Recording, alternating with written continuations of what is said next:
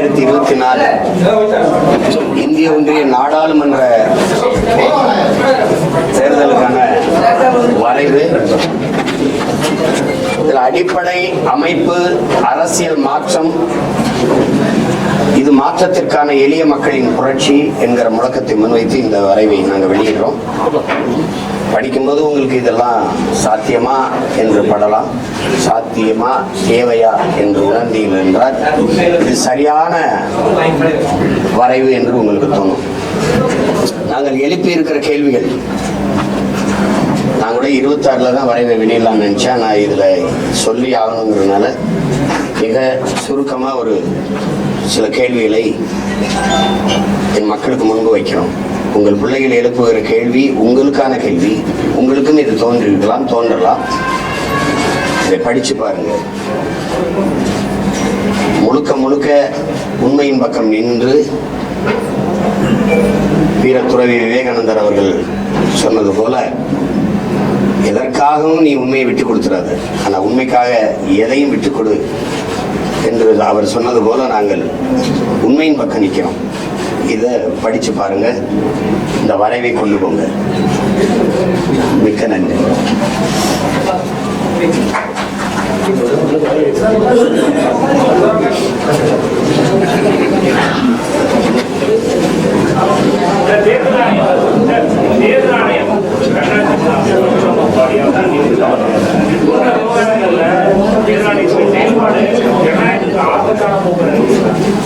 இல்ல, தேர்தல் ஆணையம், நீதிமன்றம், சிபிஐ, என்ஐஏ இதெல்லாம் தன்னாட்சி அதிகாரம் பெற்றது அப்படின்னு நீங்க நினைச்சுக்கிட்டு இருந்தா அதுக்கு நான் ஒன்றும் செய்ய முடியாது. தன்னாட்சி அதிகாரம் பெற்றது அல்ல, சுதந்திரமா இயங்குதுன்னு நீங்க நினைச்சீங்கன்னா, நான் உங்ககிட்ட ஒரு கேள்வி கேட்கிறேன். தேர்தல் ஆணையரை யார் நியமிக்கிறார்? எனக்கு எதிராக இருக்கிறவரை நான் நியமிப்பேன். எனக்கு எதிராக இருக்கிறவரை, எனக்கு ஆதரவா இல்லாதவரை நான் நியமிப்பேனா? மட்டன்ல பதில் சொல், தப்புன்னு பதில் சொல்லுங்க தம்பி. அப்புறம் அதுல போய் என்னத்து நியாயத்தை பாக்குறீங்க? அது நல்ல அடையாளப்பட்ட சின்னங்களை எல்லாம் யார் யாருக்கோ கொடுத்துருக்குது. அது உங்களுக்கு தெரியும், நான் யாருன்னு உங்களுக்கு தெரியும்.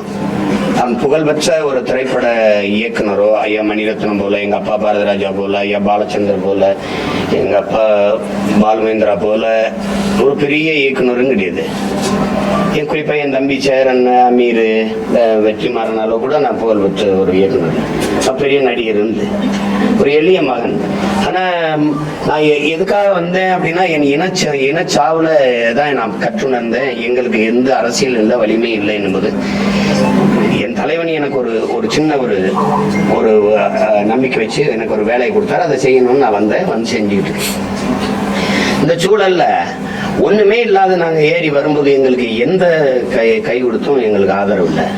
இதுல நீங்க பாத்தீங்கன்னா, இப்ப நான் ஒரு சின்னத்தை விண்ணப்பிக்கிறேன்னு வைங்களேன், ஆட்டோ அப்படின்னா யார் கொடுக்கப்பட்டிருக்குன்னு நினைக்கிறீங்க? தீக்குச்சிங்கும் போது என்னுடைய கருத்தோட அது ஒத்து போகுது. வேளாண்மை என்னோட ஒத்து போச்சு அப்படின்னா, நான் வேளாண்மையை அரசு தொழிலாக்கி, தேசிய தொழிலாக்கி நான் கொண்டு வருவேன் அப்படின்னு வேளாண்மையோட நான் என்னுடைய பொருளாதார கொள்கையை பசுமை தாய்மை பொருளாதார கொள்கை, வேளாண்மையை முன்னிறுத்திய பொருளாதார கொள்கைன்னு நான் கொண்டு வந்ததுனால அது வந்துச்சு. தீக்குச்சியை கொண்டு வந்த தீக்குச்சியை வச்சு நம்ம கொண்டு போயிடலாம். எங்களை உரசினால் பற்றி எரிவோம், பெரும் நெருப்பாக எங்களையே எரித்து கொண்டு உலகத்திற்கு வெளிச்சத்தை தருவோம் அப்படிலாம் கொண்டு போயிடலான்னு அதை விண்ணப்பிச்சேன். உடனே வேற ஒருத்தர் கொடுக்கப்படுது. இதை பேசி ஒன்றும் பயன் இல்லை. அது எங்க சின்னத்தை யாருக்கு எடுத்து கொடுத்தீங்க? அவர் போட்டிடுறாரா? அது வேணும்னே செய்யறத போய் நம்ம ஒன்றும் செய்ய முடியாதுல்ல. அப்ப என்ன பண்ண முடியும்?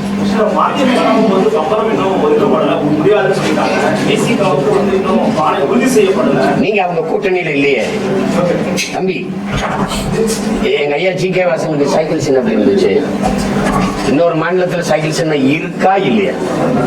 இருக்கா இல்லையா நான் கேட்கறதுக்கு பதில். இன்னொரு மாநிலத்துல இருக்கு, அது தேசிய கட்சி, அந்த கட்சியில் இருக்கிறத உங்களுக்கு கொடுக்க முடியாதுன்னு எங்க கிட்ட சொல்றேன். நீங்க எப்படி எங்க ஐயா ஜி.கே. வாசனுக்கு சைக்கிள் சின்னம் வந்துச்சு? எப்படி ஐயா டிடிவி தினகரனுக்கு? அவர் தான் சொன்னார் ஃபர்ஸ்ட் கம் ஃபர்ஸ்ட் சார். யாருமே குக்கரை கேட்கலையா? அப்ப எப்படி அவருக்கு வந்துச்சு? அதெல்லாம் 2 தொகுதியில போட்டி, 2 தொகுதியில அவர் போடலன்னு தெரிஞ்சுக்கிட்டு சொல்றீங்க. அவர் தெரிஞ்சிருச்சு ஒரு தொகுதியில தான் போடுறாருன்னு, அதனால சொல்றீங்க. அதே மாதிரிதான் எங்க அண்ணனுக்கும் சொல்றீங்க, திருமாவுக்கும். அவர் 2 தொகுதியில் போட்டிட்டார கொடுங்களேன். இந்த அண்ணன் வைகோக்கு சொன்ன காரணம் எங்க அண்ணனுக்கு பொருந்தும்னா 2 தொகுதியில போட்டிடுவார்ல, கொடுங்களேன். இதுல எல்லாம் வென்றலாம்னு நினைக்கிறவரை என்ன பண்ணுவீங்க? எல்லா தொகுதியிலும் அமைதியா கட்டு தொகை போடுற வேட்புமனு தாக்கல் நடக்குது. கோயம்புத்தூர்ல மட்டும் ஏன் என் தங்கச்சிக்கு இடையூறு வருது? ஏன் வருது? அரசியல் பிழைத்தோருக்கு அறமை கூற்றாகுன்றது எத்தனாயிரம் ஆண்டுக்கு முன்னாடி எங்க பாட்டனார் பாடி போயிட்டு. அறம் சார்ந்து நில்லுங்க, ஒரு நேர்மை கடைபிடிங்க. இது எல்லாருக்கும் தானே. இதெல்லாம் நாங்களும் நினைவுல வச்சுட்டு தானே வேலை செய்வோம். இந்த ஆட்டம் எவ்வளவு காலத்துக்கு, எத்தனை காலத்துக்கு ஆடிடுவீங்க, எவ்வளவு பண்ணிடுவீங்க அப்படின்னு. சரி, எவ்வளவோ பார்த்துட்டான். என் பங்காளி வடிவேல் சொல்ற மாதிரி இது என்ன பிரமாதம், இன்னும் ஸ்பெஷல் ஐட்டமா இருக்குங்கிற மாதிரி எவ்வளவோ பார்த்துட்டோம். அது ஒண்ணும் இல்ல. வேற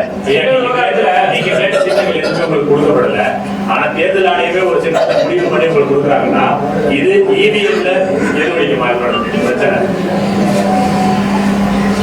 அது உங்கள்கிட்ட சொல்லணும்ல, நான் வேற யார்கிட்ட சொல்ல முடியும்? நீங்க தான் கொண்டு போய் செக்க.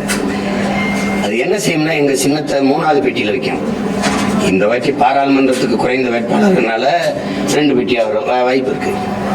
அதுல பின்னுக்கு தள்ளும், கொஞ்சம் மங்களா வைக்கணும். என்னை கடந்த முறை அப்படிதான் பண்ணிச்சு. அது எவ்வளவோ போராடி பார்த்த, கடைசியா இருந்த நம்பிக்கை நீதியா அதுவும் என்னை கைவிட்டுருச்சு. அப்ப இப்ப இந்த முறையும் நீதிமன்றத்தை நாடுனேன். இந்த சின்னத்துக்கு வழக்கே எடுக்கல. வழக்கு இருக்கும்போது எப்படி சின்னம் தர்றதுங்கிறது தேர்தல் ஆணையம். வழக்க திரும்ப பெற்ற அவங்க கொடுக்கறதா சின்னம். ஒண்ணும் பண்ண முடியாது. இதை நீங்க இது ஜனநாயக நாடுன்னு நினைச்சீங்கன்னா நான் ஒண்ணும் பண்ண முடியாது. அதுக்கு அந்த உங்களோட தவறான புரிதலுக்கு நான் ஒண்ணும் செய்ய முடியாது. இது ஜனநாயக நாடே அல்ல, வார்த்தையில மட்டும் ஜனநாயகம் இருக்கு. அதை புரிஞ்சுக்கிட்டு நீங்க எல்லாம் பொழைச்சுக்கிடுங்க, அவ்வளவுதான் சொல்ல முடியும். என்னைய மாதிரி ஒரு காட்டானாலேயே சமாளிக்க முடியலன்னா நீங்க எல்லாம் ஏமாத்தணும். நான் எதுக்கும் பயப்படாதவன், நானே திணறேன் பாருங்க, திணறேன். என்னடா செய்யறது அப்படின்ட்டு. அது ரொம்ப கஷ்டம், ரொம்ப கஷ்டம். ஆபத்தானவர்கள் இவர்கள். வேற ஏதாவது கேளுங்க. அது கடந்துட்டேன். நீலாம் ஒரு நெருக்கடி இல்லை. நான் ஒண்ணு தம்பி லெலின்ட்டேன். அவனுக்கு நீ என்ன பண்ணிட முடியும்? ஐடி ரைடு விட முடியல, இடி ரைடு விட முடியல, என்ஐ ரைடு விட்ட. என்ஐ ரைடு விட்டதுனால என்ன? எனக்கு நெருக்கமான நண்பர்கள்லாம் அலைபேசியே எடுக்க மாட்டான். எனக்கு ஏதாவது ஒரு 1000-500 கொடுக்கலாம்னு நினைக்கிறவன் கொடுக்க மாட்டான். இவ்வளவுதானே நீ இதை பண்ணிட முடியும். என் வீடை காலி பண்ண சொல்லுவான். என் பிள்ளைகள் வீடு கடை இதெல்லாம் வச்சிருந்தா நீங்க காலி பண்ணிருங்க, உங்க கட்சிக்காரங்களுக்கெல்லாம் ரைடு விடுதுன்னு. அப்படித்தான் துறைக்கு நடந்துச்சு. அவன் வீடை காலி பண்ண சொல்லிட்டாங்க. அவன் ஒரு வலைவலிக்கு ஒரு இது வச்சிருந்தான், அதை காலி பண்ண சொல்லிட்டாங்க. இப்ப இந்த மாதிரிதான் நடக்கும். எந்த மாதிரி நெருக்கடின்னு கேளு தம்பி, எந்த மாதிரி நெருக்கடின்னு கேளுங்க. இப்ப என் தம்பி மத்திய சென்னையில கார்த்தின்னு என் தம்பியை நிறுத்தினேன். போன முறை நிறுத்தினேன். அவன் எனக்கு ரொம்ப பிடிச்ச என் தம்பி, ரொம்ப திறமையானவன், கெட்டிக்காரன். அவனை நிறுத்தணும் போது அவன் தயங்கினான், வேற யாருக்காவது கொடுங்கண்ணா. என்னன்னு கேட்டேன். சரி, நான் மருத்துவமனை கட்டிக்கிட்டு இருக்கேன், அது கொஞ்சம் காசு இது போட வேண்டியிருக்கு, இந்த வேலையெல்லாம் வந்தோம்னா கஷ்டமாயிரும், 1 மாசம் அதுல இதாயிரும் அப்படின்னு. இல்லையா, நிக்க மாட்டாரு. கெஞ்சி பார்த்தேன், நிக்க மாட்டேன். நீ ஆக்கிரமிச்சடத்தில் மருத்துவமனை கட்டுகிறாய் என்று முற்றுகையிட்டு போராடிடுவேன் அப்படின்னா, ஐயோ அண்ணா நான் நின்றுவேன், இறங்குதுங்க, நான் செஞ்சாலும் செஞ்சிடும். இது ஒரு நகைச்சுவையாக பேசுனது. அதையே நான் மேடையில என் தம்பி அறிமுகப்படுத்தும் போது பேசுனதுக்கு காவல்துறை போய் அவன்கிட்ட விசாரிக்குதுன்னா எப்படி இருக்கு? இதை ஒரு பத்திரிக்கை பெரிய செய்தியா எழுதுன்னா பத்திரிக்கையோ, நான் எவ்வளவோ நல்லது துறை, அதை கொஞ்சம் எழுதியா. ஒரு வேடிக்கைக்காக என் தம்பியை பத்தி இப்படி சொன்னேன். அவனை நிறுத்திடணும்னு நான் என்ன விரும்பிச்சதுனால நில்றா அப்படின்னா அவன் மறுத்தான். அப்ப இது ஒரு கேள்விக்காக நான் சொன்னேன் அவனை. அதை பாருங்க, இது எழுதுதுன்னா எப்படி இருக்கு அரசு, எப்படி எனக்கு நெருக்கடி வருதுன்னா இது ஒரு உதாரணத்துக்கு உங்களுக்கு சொல்றேன். செய்திகளை உண்மைத்தன்மையுடன் உடனுக்குடன் தெரிந்து கொள்ள தி கிரேட் இந்தியா நியூஸ் சேனலுக்கு சப்ஸ்கிரைப் செய்து எங்களுடன் இணைந்திருங்கள் எப்போதும்.